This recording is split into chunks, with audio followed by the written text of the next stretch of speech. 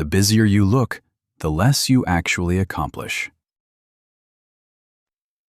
Slow Productivity by Newport. Audiobook summary and review by StoryShots. That became the unspoken rule of modern work. Full calendar, overflowing inbox, instant replies signal productivity. Newport's Slow Productivity, published in 2024, exposes that logic as broken. It traps knowledge workers in chronic overload that produces exhaustion, not results. The alternative rests on 3 principles: do fewer things, work at a natural pace, and obsess over quality. Most people measure productivity by how busy they look. Full calendar? Inbox at 0? You must be crushing it. This is pseudo-productivity, the belief that visible activity equals useful work. It does not. Knowledge work cannot be measured like factory output, so we default to what we can see. Emails sent, meetings attended, tasks checked off. The result rewards looking busy over accomplishing anything meaningful. That is the thesis of Slow Productivity by Newport. Stop confusing motion with progress. Pseudo-productivity creates a trap. Every additional project brings its own overhead. Emails to answer, updates to give, coordination to manage. The more you commit to, the less time you have for the work itself. You are not failing because you lack discipline. You are failing because you are trying to do too much at once. The cost is not just your sanity, it is your actual output. When you spread yourself across 10 projects, you cannot give your best to any of them.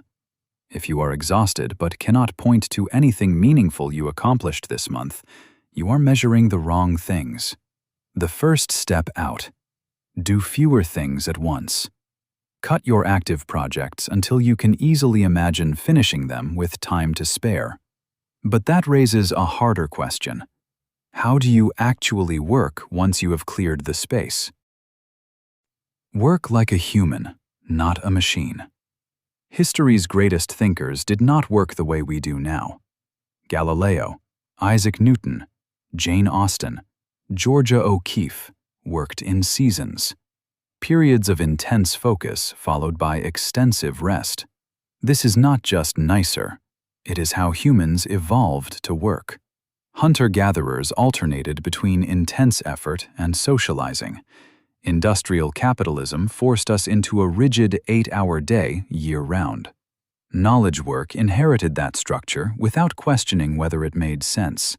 Your brain cannot sustain the same output every single day, every single week, every single month. Trying to do so does not make you more productive. It makes you worse at everything. Build seasonal variation into your year. Designate certain months as slow seasons, where you intentionally reduce your workload. Slowing down is not about protesting work. It is about finding a better way to do it. And the way you earn permission to slow down is by making what you produce undeniably excellent.